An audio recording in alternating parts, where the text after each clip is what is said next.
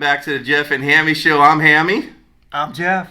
And today, Jeff and I are going to go over, it's kind of like a freestyle, but I did write it down. So we are in a new car crisis, right, Jeff? It's a crisis. How many cars we got on the lot of brand new? Maybe 15?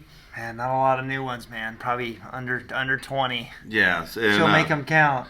And a lot of them aren't even the ones that are the good selling ones either right now. No, you got to maximize it. Yeah. So the title of this is How to Flourish Without a Regular Inventory. And I thought we were going to call this How to Have Hope in a Hellish Time. Just kidding. No, not quite. But there is hope. There is hope. There is hope, and we're going to go over that. So pressure could do two things. Pressure could make you crack, right? Yeah. Or pressure could turn you into a diamond. That's right. So I'm hoping to be the diamond when we come out of this thing here, and this may last a long time now. This car shortage may go on till 2023 from what CNBC put out the other day, and other news agencies are now reporting. So we may be in this for a while, and so tighten your belt, start doing the processes correctly, and start doing everything you can to maximize everything you do. And so I'm going to go over this, and that's what I'm going to call the very first one here. It's maximize your commission. A lot of our vehicles now are getting an addendum, or what they call an ADM in the business, and a lot of dealerships have already worked under those things for a while.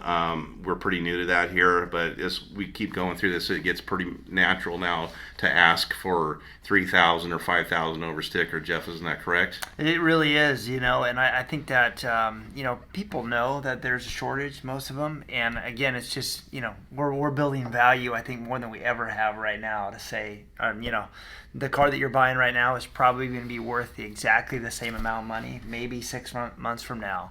And so the fact that you even have the inventory just builds even so much more value for it right now. And I think it's the first time in a long time in the car business where you can literally say, well, Mr. Customer, if you don't want to pay this price, then you're probably going to pay X amount more down the road. Our dealership here is we're not too greedy here. I think we tell customers all the time, this is a fair market value for right now. Very fair versus what we see. There's other dealers that are doing double. Yeah, double what we're asking as far as the markup, additional markup. So I think more than ever, you're presenting more value than we ever have because of the less supply and more demand. And it's almost an investment in these cars right now. It's crazy to say. So then I want you to look at all the different ways you could add to your paycheck along with that sale. Here we are kind of the forefront of doing our own trade evaluations, and then our manager will give us the final number. But an under allowance pays us 25% or 30% of whatever we could hold on that. And it's not ripping the customer off to get their vehicle for a little less. Think about it in two different ways. You need that vehicle, they need your vehicle. And second off, like that, you want to buy it for the price that's right. So if you are the one that gets to sell it down the road, you get a good commission off of it. And secondary, if you hold it for what the books are, then your manager's going to do an under allowance, and then you're going to make 25%. So if you get $1,000 under allowance, you're going to make $250 or $300 in addition to the commission you've already made. Yep. Yeah, so I think now's the time to, again, not be sloppy. I think I've even hurt myself by saying, oh, well, we'll give you everything we've got for your trade-in. We were both that way. Yeah, right. And I actually don't do that. You want to stay to your guns, say, hey, we're going to get you a fair value for your trade-in. So now you're not only making money on the top end of the car, but now you're making money on trade-ins, and our dealers need good trade-ins. So I tell that to the customer. And hey, Jeff, we want your trade-in. Customers know even the value that they're getting now is so much higher than they would have gotten normal times. Totally. They're making so much more money on their car. Yeah. So it's all kind of it's hand in hand, washing each other's hand. So we give them more money, so they have more equity. And they pay more for our vehicle. So it's not really hurting them anymore. Yeah. And we're probably actually giving them actual KBB trade-in right now. Yeah. Before maybe we're hitting them $2,000 or $3,000 back. Now it might be really close to the actual trade-in value. So, but be very careful. I mean, our language is not, we're going to give you everything for your trade-in, but I like to tell people, you too, hey, now's the best time than it's ever been for a trade-in. Yes, 100%. That's a good word, Travis. So, and then next things like we have here, and most dealerships would have something in similar to this if you're a commission store or even a volume store. So, CSI bonus, you're getting paid on CSI for getting 100% surveys. Unit bonuses, getting paid to hit your max or your levels and try to get to that max level and beyond that. Yep, and then yep. and then get paid on products. We get paid on the Spartan, and we also get paid on the Like a accessories through yeah. Toyota there. So Sure.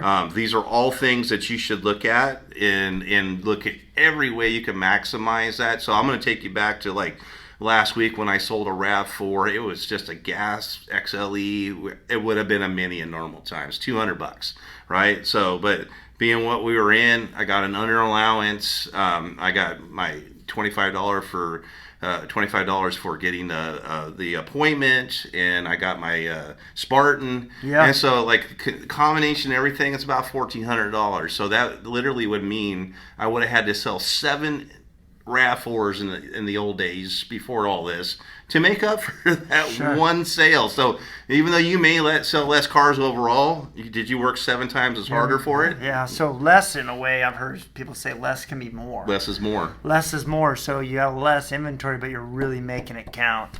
And I think that's another thing where you be very careful to let people go. We're not launching people.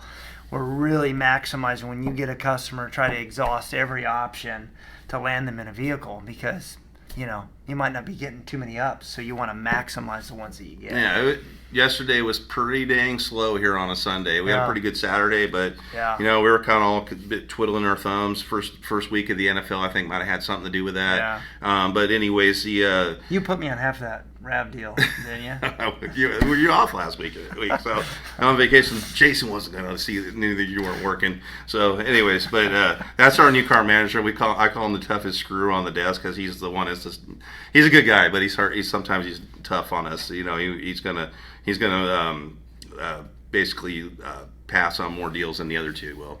But going on to the next one here, number 3 in this is Jeff. This is not a 9-to-5 job, is it? It's not. And if you want a good 9-to-5 salary paying job, there's plenty that are out there. But in this business, I think you have to be creative.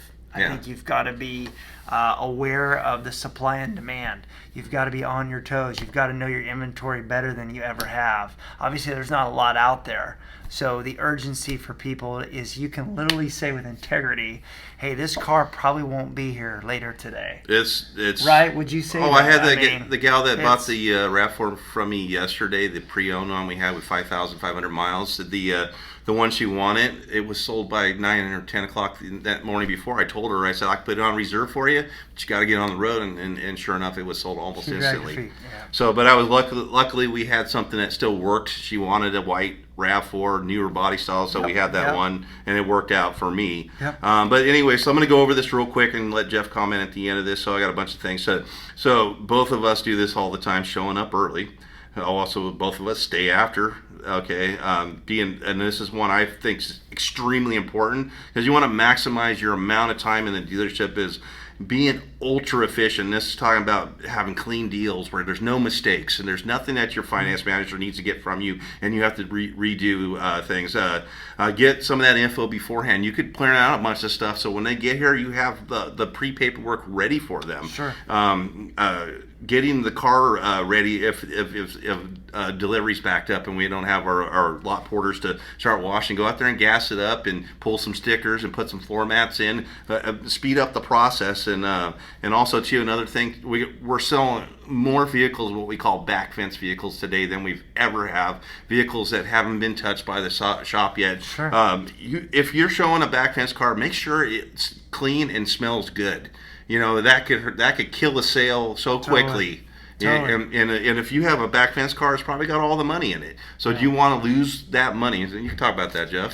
Yeah, I mean, I think right now you got to realize that there's such few cars on the lot. There's going to be cars in the back that haven't been through detail, that haven't been through the shop.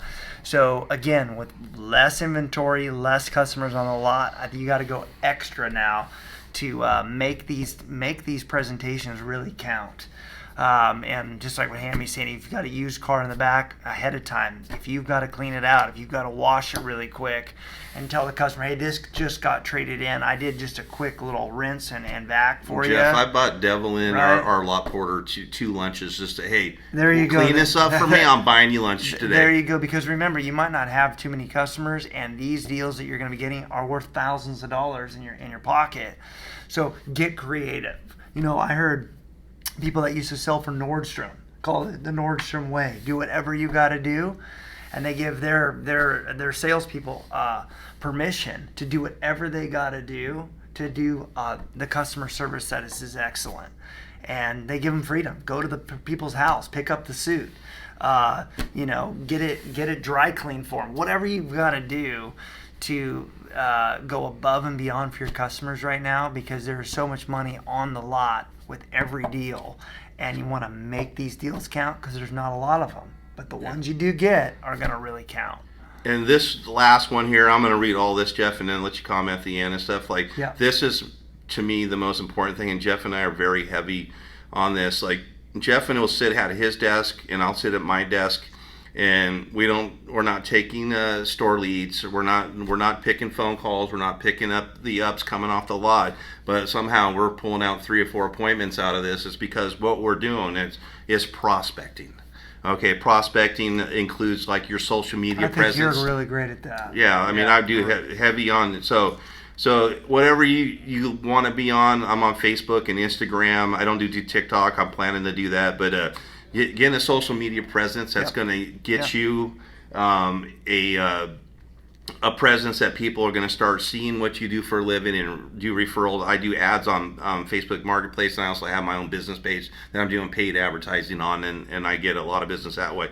And then through your store and your CRM is equity mining tools. So like look at people in an equity position, which most people probably are in some kind of equity position right now. What do you say? Never been a better time to sell your car since the Model T? Yeah, since the Model T. It's like, I mean, people start laughing, but you can literally tell them, hey, never been a better time to trade in your car. Since people that are coming off of leases cars right now might have $5,000 to $6,000 equity in a lease. So I think the mining tools are awesome right now too. Yeah. People are in a lease. Hey, have you ever thought about what this is worth? Well, no. What if I told you had maybe $5,000 equity right now? Yeah. Are you serious? Yeah. What if I get you in this new one here? It won't be here very long. Having nothing down, just equity in your lease trade in. Definitely. And the last thing here is what I haven't done this in recent times, but Jeff and another salesperson, Ray, do this often, is work the service drive. Yeah. They get here at 7 o'clock in the morning. Buying cars. Yeah, they have the list of who's coming in and repairs. One of my mentors, he's doing what they call basically a repair forgiveness program. Like they'll credit up to a certain amount of dollars towards basically refunding the money on the repair they did, and he's getting a lot of good response and a lot of sales out of that. But yeah, working your service drive, because customers may have big giant repair bills, and you could maybe talk them into getting another vehicle, a new car or a fairly newer vehicle on the lot. Jeff could talk about that. He's worked the service drive many times. Yep. No, it really does. Last week I hadn't worked it in a whole week, and again, I got a fresh customer just by being out there. She says, hey, I'm interested in trading in my car, and we get paid a little bit for buying cars off the street, we call it, and I got one. And again, that's just showing up, talking to people, handing out business cards, finding another way to get creative in this market, because there's not a flood of people coming on the lot. So you've got to have a lot of different pots that you're bringing in business. Yeah. And that's just another great one. And I ran a commercial on my business page and a paid ad, and that turned into a few purchases for myself. $60 turned into like a couple $1,000s for me. So that's stuff you could look at. So hopefully this will give you a good direction of how to approach these times. This isn't the first time this has happened. We had 9/11 attack. We've had the 2008 crash. There's times that this has happened before. So right now is like looking at all your avenues to find every resource and every way you can make some money. So again, thank you for watching the Jeff and Hammy Show. Guys. We got to go to work. We'll see you next time. See you next time.